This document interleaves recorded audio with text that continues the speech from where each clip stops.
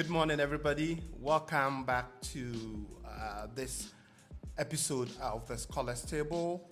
In this episode, we have a very special guest from Sudan. She's a current student here at the Bloomberg School of Public Health. She's a Sommer scholar.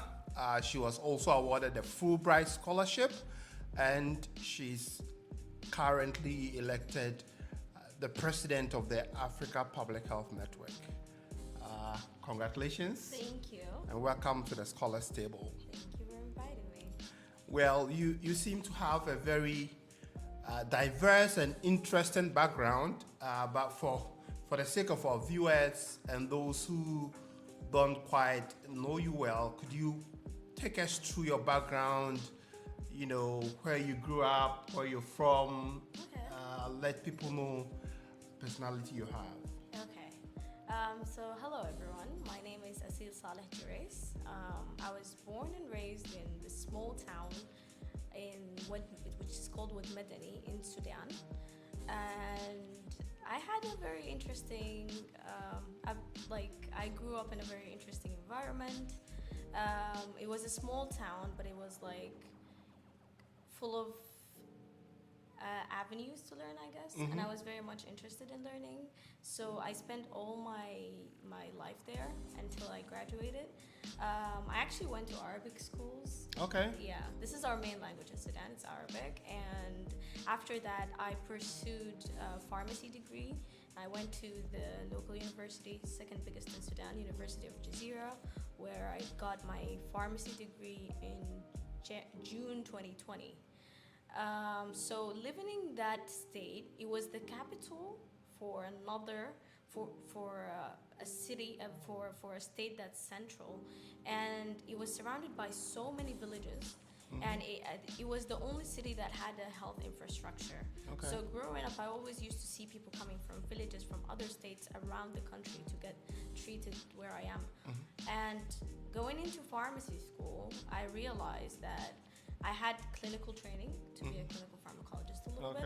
So part of my journey was that I used to go to the hospitals a lot, and it was just heartbreaking, if I must say. And I think this is the first time I was really exposed to what's called health system disparities. Yeah. And that's really what drew me into public health. And then I realized that, no, I need to be more influential. I need to go beyond pharmacy and do something more. And so throughout my university years, I was in every club you could think of. I was doing so many activities, trying to make an impact in my community. Like the smallest things that people don't think about. Yeah. So we have an endemic of people using bleaching creams and things like that. So I had started a campaign, an inter-school campaign in my city, in the areas around, where we had this public health education and kind of advisory on that. And then I realized from that the real meaning of having an impact, and how it can really change people's lives. And then following that, I started doing a lot of things in school, and I think that's one of the things that really helped me in my journey into public health. Another thing that I've done, just right before graduation, I had training in a pharmaceutical company. I was just pharma solely, but during that I met people who connected me to people where they're like, oh, you're talented, how about we work on a health podcast? Okay. So we did, and that was for antimicrobial resistance, and it was the first national policy, and I worked with a media company to produce that podcast about health. And it was with the WHO at my country too. So it was very interesting, and it had a really big impact, and it was the first ever, you can say, health kind of show podcasted on YouTube in my country. So it's very interesting to me, and yeah, that was quite it. So yeah. Yeah, I think you've highlighted very interesting aspects of your journey, being a pharmacist, and then also recognizing the importance of beyond clinical, and identifying the meaning of impact very early in your career. I think that usually helps people differentiate themselves anywhere they go, especially if you've been involved in projects that are really impactful, Yeah. most programs see through that, and they Yeah. can easily tell that there's a kind of person we want in our school. But I want to, I mean, I know offline we were discussing how Sudan is different from South Sudan. So for those who are like ignorant about that, how is South Sudan ethnically, or I would say demographically, different from Sudan? So, a very interesting story. We were one country. Yeah. So, until 2011, Sudan and South Sudan was one country. It was a big country called Sudan. But my people, unfortunately, we had an ongoing war for years and years and years, and there was a lot of there was a lot of disparities, if I might say, Yeah. racism, Mm-hmm. ethnic, a little bit of cleansing, which is quite sad to say out loud. So it was an ongoing war, and people from Sudan look more like me. People from South Sudan are taller, longer, thinner, darker. And another thing, religion-wise, we're Muslims in North Sudan. It's the most dominant religion, but in South Sudan, they're mostly Christians. Okay. Although there was a lot of peace at one point, but the ruling government at the time, the government that we overthrew, Mm-hmm. has led to that war for years and years. And eventually, they came to decide that they had to split the countries. And it was a really bad decision because most of the goods and the petroleum that supported the country's GDP was in the area, the region of South Sudan. Okay. So following the separation, Uh-huh. that's when the economical crisis started happening in Sudan. Mm-hmm. And just because and if you know of, so Sudan is a very interesting country too. So there's always this huge conflict about whether we're Africans or Arabs. And the previous government decided, the governments behind that, we're not going to identify as Africans, but we're going to belong to, so we're part of the Arab University in making decisions. We're part of ministers of Arab, we're part Okay. of, even in the WHO, we're part of the Eastern Mediterranean region, in UNICEF as well. So quite recently, my country started being in IGAD, being in the African Union, actually identifying as who we truly are, and that delusional understanding is gone. But I think all of these things were imposed from previous understandings, and Mhm. this is the thing that's very interesting about the youth of Sudan. We were able to overthrow a government of 30-year regime that did a lot of bad things. Let's just Yeah. say that, and I was part of that. Mhm. And it's one of the things that really sparked my interest, is seeing the injustice that was happening growing up. Yeah. Like no opportunities for jobs, no health insurance, nothing. And I think part of the reason why I got what I got, or a scholarship, is that part of my training, like second year, I immediately started training in community pharmacies, and then I realized that it's not enough. Mhm. Like people come to you for medicines, but they can't afford it. And this is one of the things that I really put in my statements of purpose, that being a pharmacist is not enough to make a change. You treat one person, but with public health, you can change a health policy. You can work on health insurance. And I've seen that. And after the revolution in 2020, I was really much inspired to make a change in my country. And I joined the Federal Ministry of Health. Okay. So what was your role during your time at the Federal Ministry of Health? So it was really funny getting introduced there, because I had told you about antimicrobial resistance, how Yeah. I worked on that. So I wrote this paper for a Swittership program. And for some reason, somehow, it kind of got to the Federal Ministry of Health, and they're like, oh, you can do policy. You can write. I was like, oh, that was policy? And they're like, do you want an internship? And I'm like, yeah, sure. So it was 2 weeks after graduation. Okay. So 2 weeks after graduation, I found myself in the Federal Ministry of Health, which was March 2020.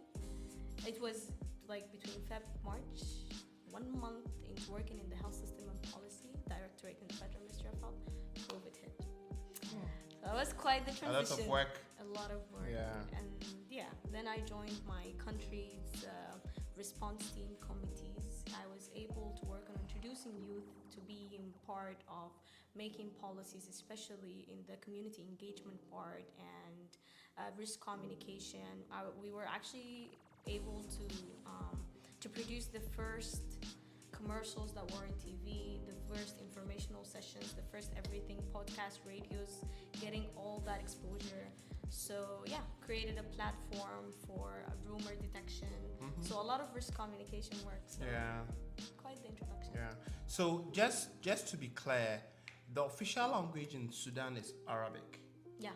That's official. Is there any other language apart from Arabic? Oh, there's a lot of languages. There's a lot of dialects. I think we have a lot of ethnicities, 20 to 80, and a lot of languages too. So every region has a language, but the main language is Arabic. Okay. So apart from Arabic, do you speak any other language? You speak only Arabic? Yeah. It's not common. It's not me. It's not common. Okay. Yeah. All right. Anyway. Okay. Okay. So you did all this incredible work in Sudan, working with the Federal Ministry of Health, doing your own advocacy projects, and then you decided that those kind of things are not enough. You need a public health like a formal public health training. Yeah. So how was that journey like? How did you come to the realization that you need an MPH? So I think this all stemmed from COVID, where I was working on a little bit of coordination when it comes to funding, and then there was like this huge gap. A diaspora played a huge role, the private sector, but we're a donor-dependent country. So I realized that there was a huge gap and we weren't able to get a lot of funds. And most of the funds, so the Global Fund gave funding for malaria HIV, but they had to have an emergency funding, but it still was not enough. Okay. My country's decision of having a lockdown was truly the worst because, of course, as I said, health disparities, most of the people are poor, like, well, you could say 50% of the country. So looking at that, I just realized that, okay, wait, what's going on? How can we change this? Policy. I shifted after COVID because I was very underwhelmed a little bit about what's happening. And I was like, okay, let me go see what's happening outside Sudan. So I joined the Global Health Directorate and I joined as an international representation officer. This role was about representing the country in the Global Health Forum or arena. So we worked on World Health Assembly, Executive Board, all the statements that Sudan has drafted and presented by the Minister Under Secretary was produced from our office. And ironically enough, as I said, we had a very fragile health system. So the department didn't exist. It was me and two other girls, Lama Jafar, I have to give a big shout out to this lady, and Amal Al-Fatih, who was the directorate, the youngest director of the Global Health Directorate, who we all worked under. She was very inspirational. She just graduated Oxford. Oh, wow. Congratulations. Yes, Lama Jafar just graduated London School of Hygiene and Tropical Medicine. Great. So we came together and we decided to reform what's happening. We created standards of procedures. We created TORs for the Department Service of References. We created templates for writing statements. We connected with the Geneva offices for Sudan, which was like my direct job. We connected with the WHO, with the UNAIDS, every platform that you could think of. And Sudan's representation and Sudan's health priorities had to be spoken out to the world and had to be spoken in a language that was appropriate. And that was our job. So my first introduction, I worked on the executive board, on drafting statements, actually executive board or regional committee. I remember it was a polio statement. And Sudan, right after COVID, had an introduction of CPPT2 from Chad at the time when we had an outbreak, and we had to draft a really good statement and join the regional committee against polio. So that was very interesting. I realized the power of words, the power of health advocacy and policy. And after that, there was a lot of fun, a lot of support from the HQ of WHO with coordination with the WHO local office. So after that, that was just the start. I was in the pandemic preparedness and response team for my country, working team. I was in the sustainable financing working group, which reformed the WHO financing because the crisis that happened during the COVID-19, and they're like, okay, this is not a sustainable kind of funding. We cannot depend on voluntary contribution. So there's a thing called ACEs. I completely forgot, but it's the contributions by assessed contribution that every country pays, which was $50,000. every African country had to pay. And as you might imagine, my country didn't pay, and we were in debt for like 4 years. Yeah. Unfortunately, and this is the thing that people don't realize, without payment, you get your power taken away. You cannot vote in the World Health Assembly. You cannot have a voice. And that's one of the things that I really worked on. Yeah. Paying our debts, working on that. The reform of the sustainable financing was very shocking to me because the way the negotiation was led, it was led by high income countries. There was a lot of African countries. We all cannot pay. What happened, the decisions that were made is that it was increased from $50,000 to $200,000. What I was doing in this platform with my permanent mission in Geneva, we were like, what is going to happen to countries like us? How can we meet this? We are already in debt of this amount for 4 years. So, and this is the definition of global health disparities. And this is what I realized, that I have to be smarter, I have to be well-spoken, and I have to have the skills. And I realized, then I started looking around, and I was like, everyone either went to London School of Hygiene, Oxford, or Hopkins. And I was like, Hopkins, let's go. Yeah. All right. I mean, that's an interesting motivation to finally settle on getting an advanced degree in public health. But in your decision making, how many schools did you consider applying to, or how many schools did you actually apply to?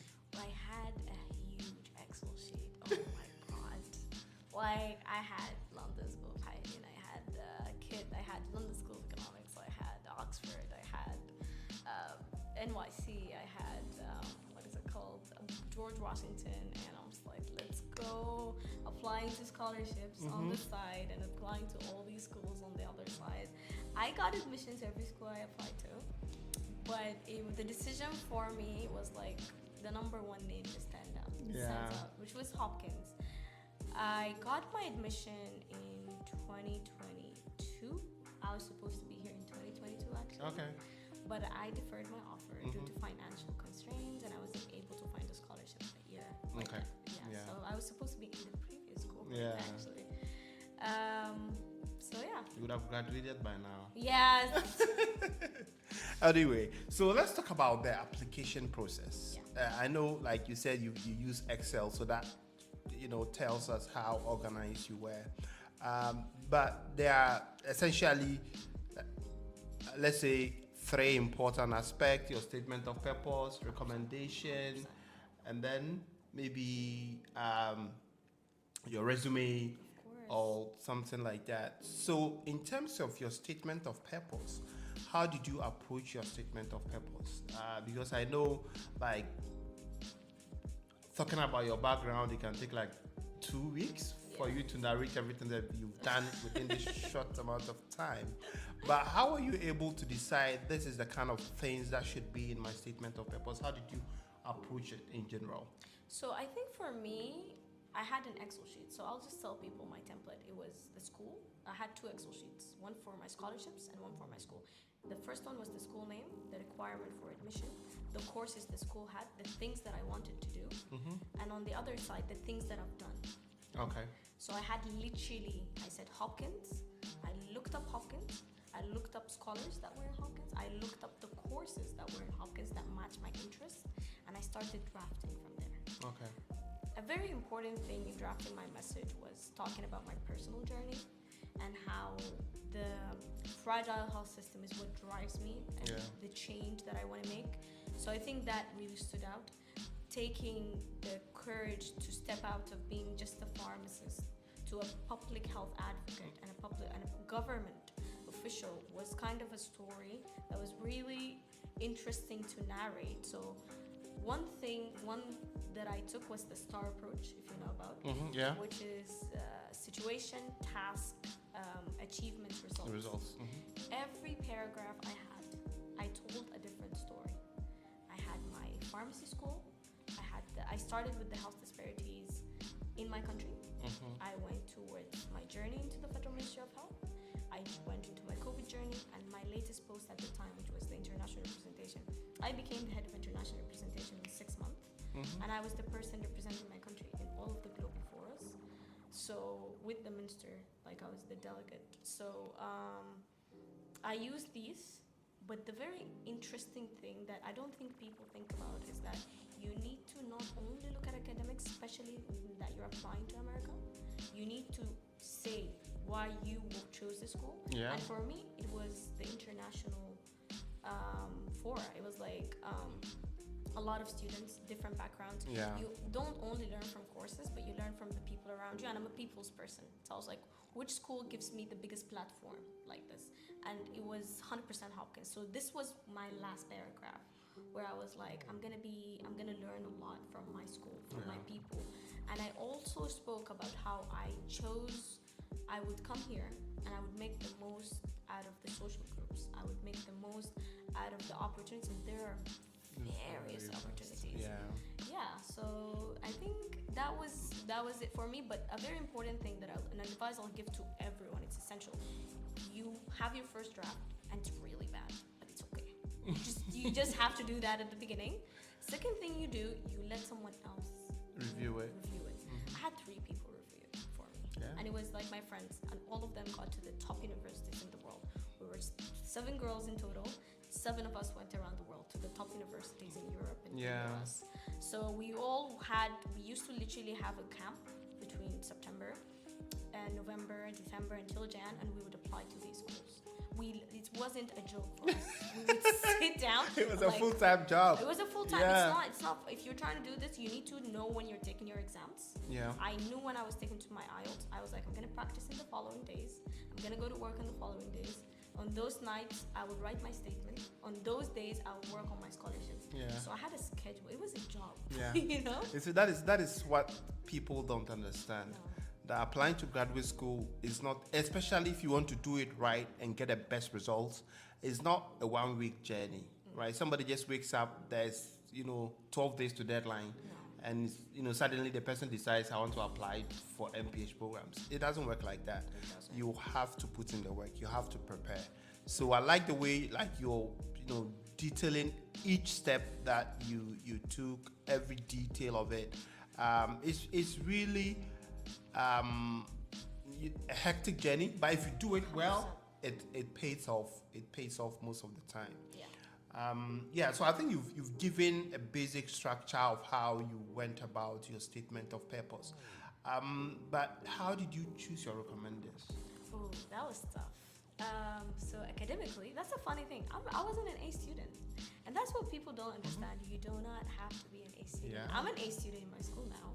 Have a great GPA, but where we come from Africa, it's really hard. The schools are really tough, so you could not be the top. So I knew that I didn't have that, but I had classes that I did really well in, and I was like, okay, that person knows me really well. I've been really good at their classes. So I targeted people that I personally knew. I kind of, honestly, I just stalked people, and I'm just like, you're gonna do this for me. You know? So I actually gave them structure. I was like, I'm going to Hopkins. I need you to reflect my abilities in this. I didn't tell them exactly what to say, but I really have put the structure. Because if you don't do that, it's not going to be a good recommendation letter. And after they sent to me, I actually would review. Be like, you forgot that point, I was that kind of person. I'm very, very, very persistent when it comes to doing my things. That was my first recommendation. It was kind of challenging. I did 1 academic and 2 professional. So whatever you stand out in, make the most recommendations from. So I did my second one, I think, was my direct director, which is Dr. Amel Fateh. And it was a very good statement. It was a really good recommendation letter. It was headed. You have to make sure that the format matches the school format. You have to make sure that it's a PDF. You have to make sure it's signed, it's stamped, it's an official document from whatever your organization you're in. So I really paid attention to details. And I paid attention to what other scholars did. So I did this funny thing where I used to go on LinkedIn and I used to see what skills people had. And I'm just like, okay, that's good. What skills I need to have. I'm just like, yes, I have this. They had this. The previous scholars. Let me put this on my reference. So I had conversations with my director about, I really want you to reflect how I worked on this or how I worked on this. So I was very persistent. Yes. And I think it's a good strategy. If you look at the profiles of all the summer scholars, at least you find one common theme that runs through. And if you're applying and you are eyeing such a scholarship, definitely these are the kind of things you want to highlight. Determination. A funny story is that I was actually also a dean scholarship awardee in Mm-hmm. school. Yeah. I had a scholarship. We'll talk about that. Yeah. All the numerous scholarships. Anyway, so I mean, you had options to choose from, right? Yeah. But deciding to come to Hopkins, what were the main driving factors for you to say, okay, I know I have admissions from London School of Tropical Medicine and something. I had admission from George Washington Yeah. and all those places. Why did you decide that you want to come to Hopkins? I mean, for me, it was basically like, I mean, Hopkins is top tier, good. Summer scholarship, undeniably, for an African student, it's like your golden ticket. And then it was a dual degree for me. So that was a deep breaker between Hopkins and Harvard. So for you, what was the real deal? So I think for me, sky's the limit. I was like, number one, ranked. Where am I trying to be? What my future is going to be. So I was very smart about it. I looked into the knowledge of and the people that had the positions that I had, the directors. And most of them were London School of Hygiene and Hopkins. Okay? And I was like, okay, I need the Hopkins name, first of all. Second of all, the financial perspective. Yeah. So it was George Washington gave me a scholarship. London School of Hygiene, I had to apply for the chevening, and the chevening was very daunting as a process. Yeah. So I was like, okay, that's A little not, bit too much. that's a little bit too much. For a lot of schools, I was too young too. But Hopkins is the one that actually welcomed me with 3 years of experience. Another thing is, I think I knew that I wasn't only about academics. And the school that had the most that I can gain, like life skills are important. Yeah. Writing skills are important. Social skills, networking. Hopkins' platform of networking is just fascinating. Honestly, and the network alumni, the people that pave the way for you, the way the school is structured to actually help you get a job, to actually help you get where you want to be. And this is one of the things that I really discovered in the school. I came with a certain mindset and I'm a completely different person in 4 months. I'm so serious. And it was because I listened. I learned from the network. I listened to the faculty, which are outstanding, found in every organization that you ever want to work with. And the scholarships. I was a Fulbright. For Fulbright, I was a Hopkins. I got awarded the International Peace Scholarship, and for that I was a Hopkins. And they gave it to me exactly to go to Hopkins. I was awarded after I had my external scholarship. The school offered me the Dean's Scholarship at the beginning, which was like 50% of my tuition. And I was like, okay, I'm covered here. Why would I go anywhere else? Yeah. So it was a really, truthfully speaking, it was financial reasons played a huge role, as you said. As Sommers. Yeah, for international students, it is a huge deal. Another thing is the visa. I don't think people understand that, but it's very important to see those kind of scholarship you get, if it's going to give you an F or a J, if you're trying to stay in America or not. An F1 visa, you're allowed to stay, you have 3 years of OPT. Yeah. J visas are very restrictive. You have 1 year and you have 2 years max with OPT, and you have to go back to your country. So what do you want to do? Yeah. So base that, yeah. Okay. Anyway, so you finally decided to come to Hopkins. Yeah. But at what point did you finally receive the notification for the summer scholarship? Oh, so my story is really different. I was originally going to come with my Fulbright package, my Dean Scholarship package. That was my first. So the Fulbright was already approved? 100%. Okay. I was awarded everything. I was actually about to start my visa process, and then war broke down in Sudan. And I'm going to use this platform to just tell what happened. The RSF, which is the Rapid Support Forces, and the military, that one was the militia. They started a war. I was there in the capital, in Khartoum. I was about to almost die. I was able to flee the war successfully, go back to my hometown. Although it was quite traumatizing being able to move from there. And I think one of the things that really scare you when you're like near a death experience is what's gonna happen. Am I gonna get out of this? If I leave this, what's gonna happen? So a week after I was able to recover and go back home, the first thing that came to my head was like, what's gonna happen to my future? The embassy's closed, the war is on. What's gonna happen to my admission? Like it was really daunting. So the embassy was not replying to me, the one that awarded me my scholarship.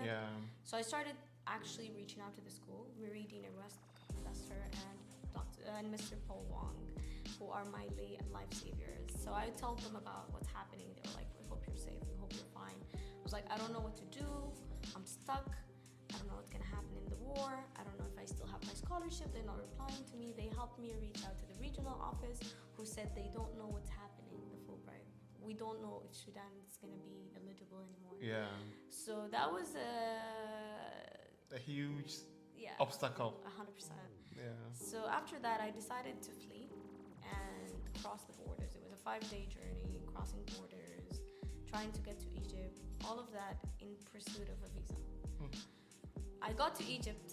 I get an email that my scholarship might not move forward. And I was like, that was like really horrible.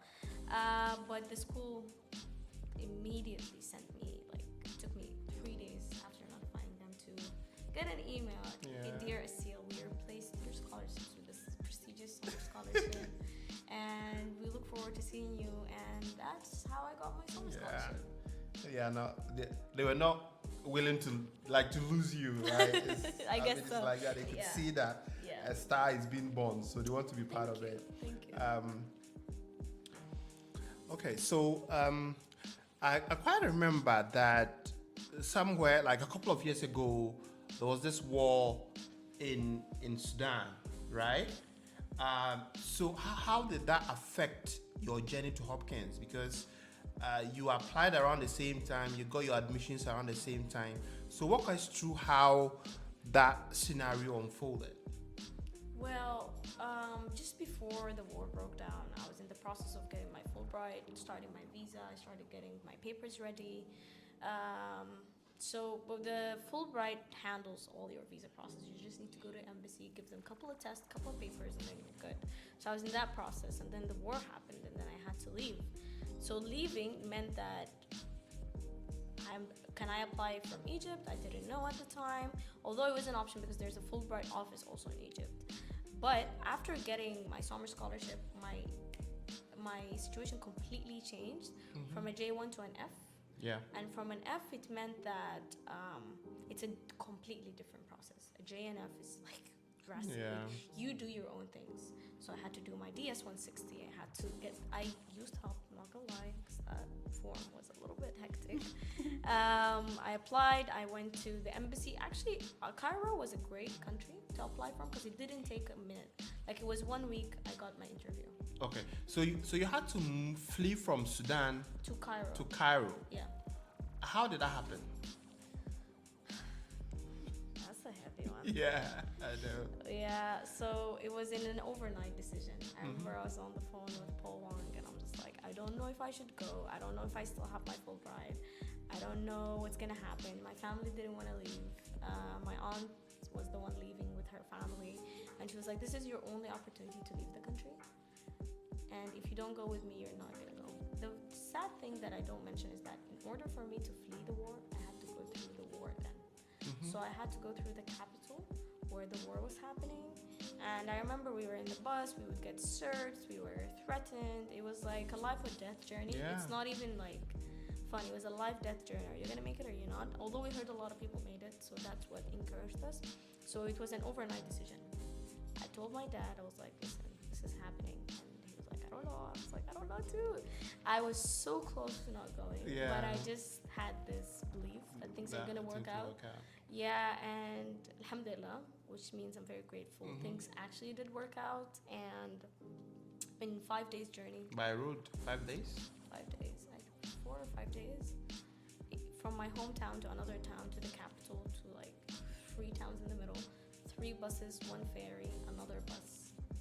We went through all over Sudan and then all over Cairo, crossed in a bus on a ferry, got to Cairo, got to the borders, got to Egypt, not Cairo actually. Aswan, from Aswan to, I don't know how many cities was that, but it was like an overnight, other 14-hour journey, just sitting on a bus. It was not an easy journey, but that's a grueling journey. And so you get to Cairo and then you start your visa application process. yeah, like a week after I got to Cairo, or 2 weeks, I was happily awarded the Sommer Scholarship, and from that I immediately started. I looked up online actually, because it was a very tricky situation given the war. I didn't know if Egypt was going to accept Sudanese people at the time, and I do know that a lot of African countries have conflict, so they have to actually pursue their visa in another country. So that's what I did. I looked up Twitter at the time, and I found 2 people who were doing the same process and pursuing an F1. And I was like, was it successful? The moment they confirmed it was successful, they offered to help. They're like, this is what I did, this is where I went, this is what I've done. Yeah. So they even helped me fill out my forms. 1 week filling my form, had to pay my fees. I had to do the CVIS thing, which is like another kind of separate application you apply for, you pay for separately than the visa DS-160.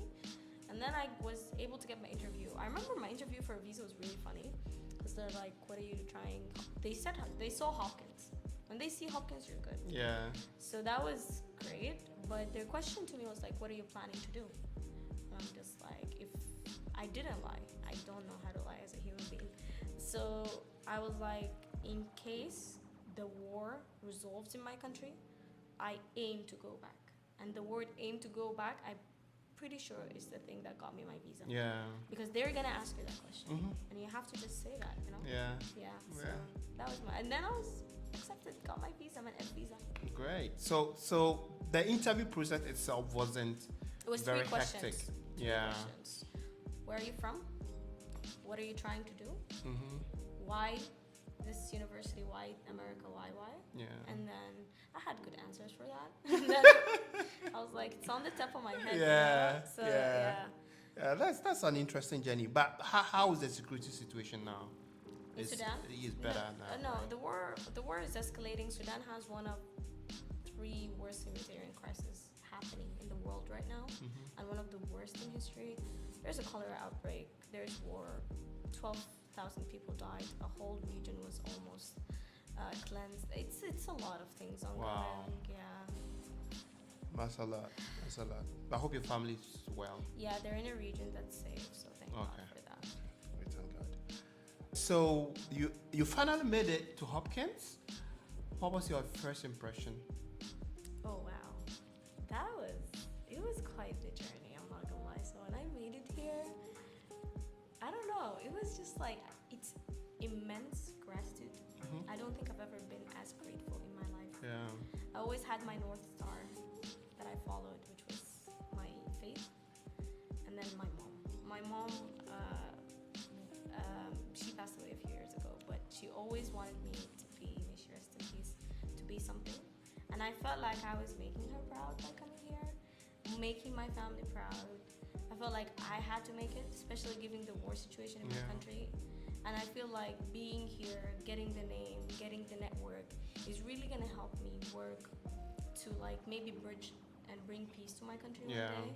Yeah. So yeah, coming here was just like a lot of emotions. I walked into Sheldon Hall, and I remember I saw the big Hopkins logo, and I was like, wow, that I made it, you know? Yeah. And I met Marie in my first day in Pole, and it was beautiful. Yeah. It was very welcoming. To you feel like Hopkins is home once you walk in. Yeah. And that was the feeling for me. That's a great feeling. A great feeling. But how has your experience been so far, being at Hopkins, with dealing with faculty, dealing with students? How has your experience been so far? I think you're like 5 months or 6 months into the program.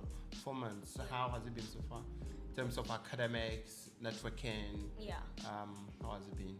Okay, so one thing I'll say that I don't think it's emphasized enough, Hopkins is not for the weak-hearted, because the academics are tough, but it's you put in the work, you get the results. Yeah. There's no cut around. No, yeah, you can't. There's no shortcut. Not at all. You do the work, you get it done, you make it. So it's that kind of university. It's a very fast-paced program. It's 11 months. You don't take a lot of credits. That's my advice. advice to everyone. My first few months, I wasn't able to find a place easily, so it was a little bit hectic, emotionally hectic. I just came out of the war. But I think what I really helped me is that I had a lot of support from faculty. Paul Wang, I will always shout out to that guy. Yeah, Paul Wang is a great man. He is. Everybody loves Paul. Yes. Everybody loves Paul and Mary. Yes, that's true. That's true. They're very supportive indeed. So I think that was what helped me my first. I found great friends. Day one, I walk into school, I found random people, and they're my friends. I'm pretty sure they're friends for life. Yeah. So I came a week earlier, and this is the advice I would give to everyone because it really helped me settle, know around the school, know things, not get lost, which is you would get lost 100%. The students are amazing. They're very welcoming. Everyone is very humble. And I would like to say that's because we all have a goal. We all want to change the world. So you find really good people, and I'm very grateful. I'm surrounded by a great, I don't know, it's like great people, great faculty. And another thing about Hopkins is the networking. So they give you opportunities, but you have to be smart. My first week before school started, I was like, who should I meet? Yeah. I reached out to my friends. I had a Sommer scholar, previous ones, that helped me, Fatimata, Rachel Larson, Yidnik. They all guided me. They're like, this faculty. So you meet people on your own, you make meetings. That's how I got my first research assistant. I met a professor as well. During that journey, I always make sure I talk to alums. I'm like, what did you do? How did you navigate? How did you plan your journey? And that really helps throughout. And everyone wants to help. So that's the amazing thing about Hopkins. Yeah. So in terms of you being a Sommer scholar, how is that experience of being a Sommer scholar? Well, it's actually extremely rewarding. It's a very prestigious scholarship.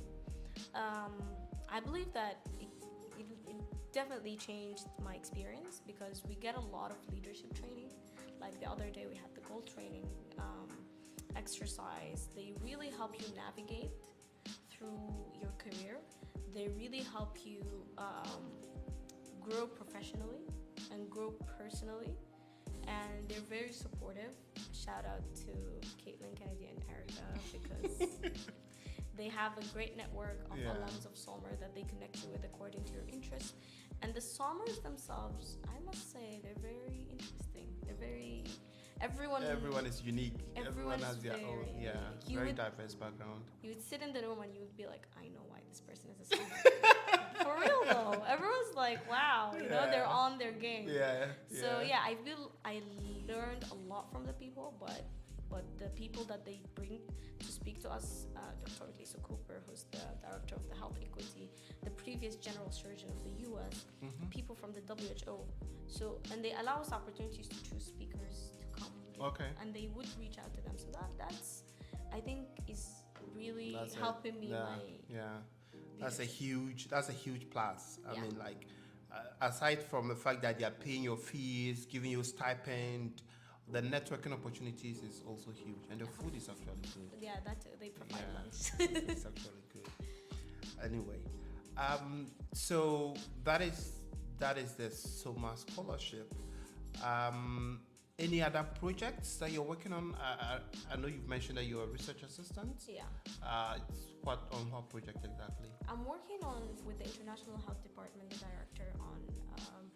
I was very interested in HIV, so I found a project assessing the capacity building and the transition from African countries from organizations, especially the Bill Melinda Gates Foundation. So I'm doing literature reviews. It's really helping me develop my research skills. If I might say, it's great guidance. It's a great team. I meet a lot of people. I get a lot of opportunities. That's the thing about Hopkins. You have options. I'm so serious. Sometimes I feel it's too much. I know. It's too much options. There's a lot of events. Yeah. You network. You meet people who help you. So that's great. Yeah. Okay.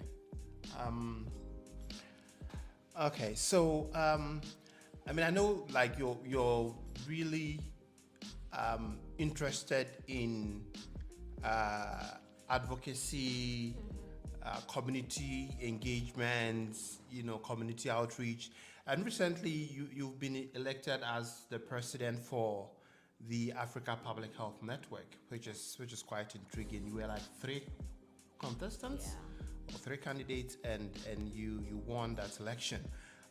So, Madam President, what is your vision? What is your vision for the Africa Public Health Network at Hopkins? Oh wow! I think the reason I actually won is because of my vision, which is engage, equip, and empower. Engage the current students with the network of African excellence.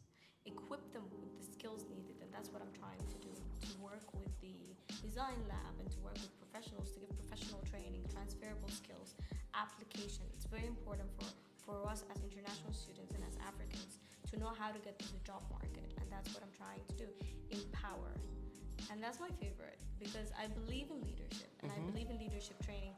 There is the series that we're gonna do, Faces of Africa. We're gonna bring leaders from the global north, so decolonizing global health, showing how we can make an impact back home in different areas. And this year it's gonna be very interesting.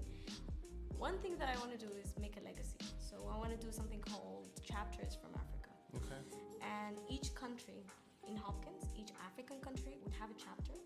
Everyone that's from the same country would write together the untold stories of Africa. I will talk about Sudan. You would, for example, talk about Nigeria. I'm not from Nigeria. From Ghana. I'm from Ghana. Really? Yeah. Yeah. Hey, I thought you were nice. No. So you have the best jollof rice. Oh yes, we do. But yeah. Yeah. I believe it's the platform to give students the power and bridge that gap. And yeah, I feel like there's a lot of things that can be transferred. And then of course the socials. Yeah. So yeah. Yeah, you seem to have like a very interesting plan for the network. When I was here 2-3 years ago, we had a couple of like exciting events. We had the second lady from Ghana coming. The following year, I think they also brought in Liberia. It's first lady, yeah. Previous president, actually. Yeah. And then I don't know if it was during Fatima's time. So we are all intrigued to see who the kind of people you're bringing for the network. And I like the design aspect, and especially the empower aspect, because we need public health leaders on the continent.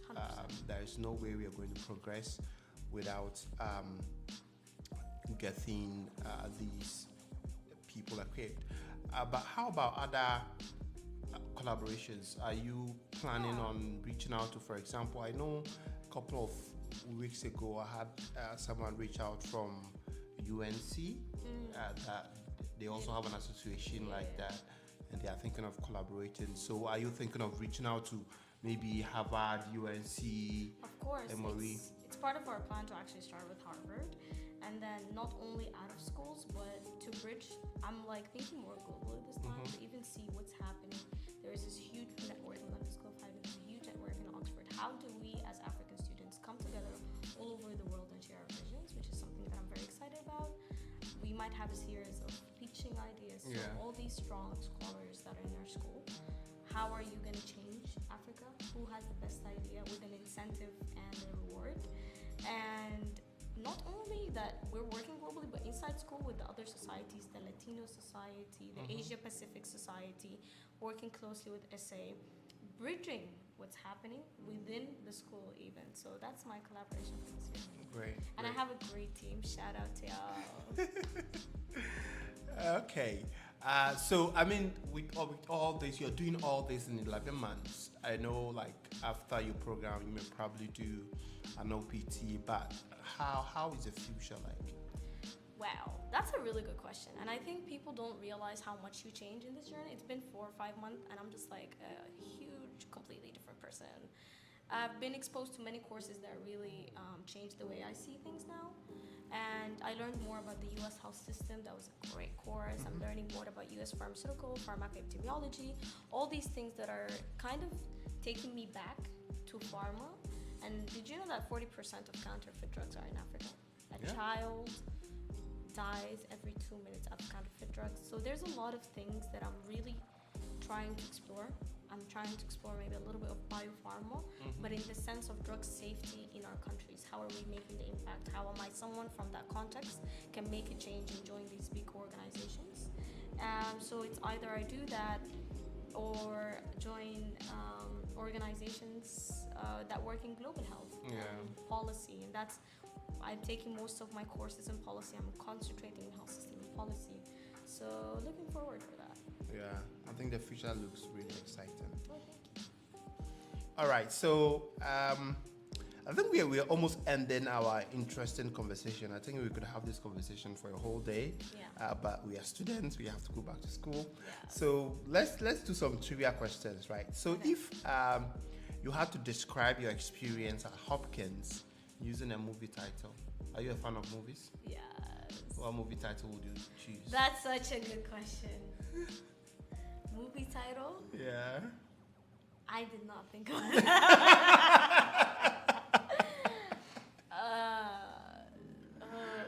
Can I use a TV show maybe? Oh yeah, sure. I don't know. I would. This is funny, but I would use Friends because it's been very exciting. Yeah. I've been getting to know different people. I've Yeah. been really enjoying my experience. Socially, I'm there. Yeah. So I'm enjoying it. So I feel like it's Friends. You explore things and it's funny. Yeah, I think Friends, captures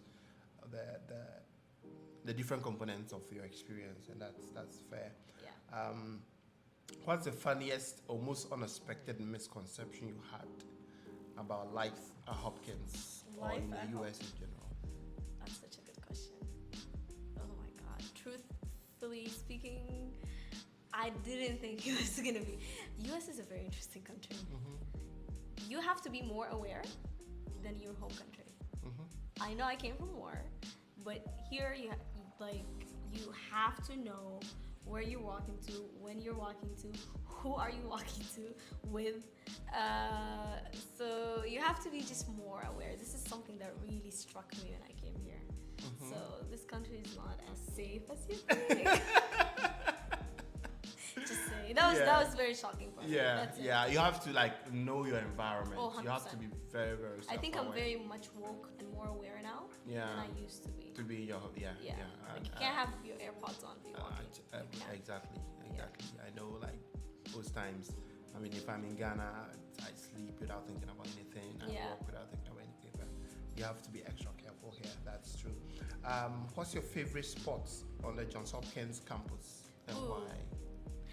I like the hidden rooms that people don't know about. The behind the halls one. I always work there, so it's pretty cool. I love the 9th floor because it has a view. It's like getting really dark really early. You can work there. You can get a salad, and then that's my favorite spot, I guess. Okay. If you had to pick any nationality apart from Sudan, but it has to be in Africa, which country would you pick? For what? Be specific. To have been born from there. Ooh, good question. I don't think I want to be anything else. I'm so serious. I love my country. I love the diversity. I think the closest country to us is actually Ethiopia. Okay. We have similar culture. All of Africa, Ethiopia and Sudan are very similar. Okay. But I'd still be Sudanese. I love the mix. I'm like, half this. I'm like a lot of things. I have quarter of everything. Meska wanted to be a South African. South African? They're very interesting indeed. Yeah. I can She loves their language, she loves their culture, she loves their food. Nice. So, anyway, Ghana jollof or Nigeria jollof? Oh my God, I really doing this. I haven't tried the Ghanaian one, so. Oh, you haven't tried Ghana jollof? I must say Nigeria. Okay, I'll leave you off the hook. Since you haven't tried it, you can't even compare it. Yeah. Right, so we'll leave it there. All right, so we are almost ending. I want you to maybe look into the camera, say a few words to prospective students who are thinking of applying to graduate school. In general, my advice to you would be take this very seriously. It's a full-time job. It's very rewarding. Shoot for the sky. You can make it to any university you want to if you're determined. You can make it 100%. It's not about your GPA. It's about how you form your letter and be very focused on scholarships, because if you get external scholarships, it really helps and boosts your ability to get here. So be focused not only on universities but also on scholarships, and sky is the limit. Please just think of that. You can make it. So I did. So yeah, and to all my fellow Arabs, Assalamu alaikum, and inshallah أشوفكم هنا. And I'm here for all my peeps, everyone who wants any support. I'll be around to support with the application process. Okay. So, since you speak only Arabic and nobody knows you speak English, maybe you can say a couple of words in Arabic and then translate it to English. Oh, okay. Say a couple of words in Arabic. I would say inshallah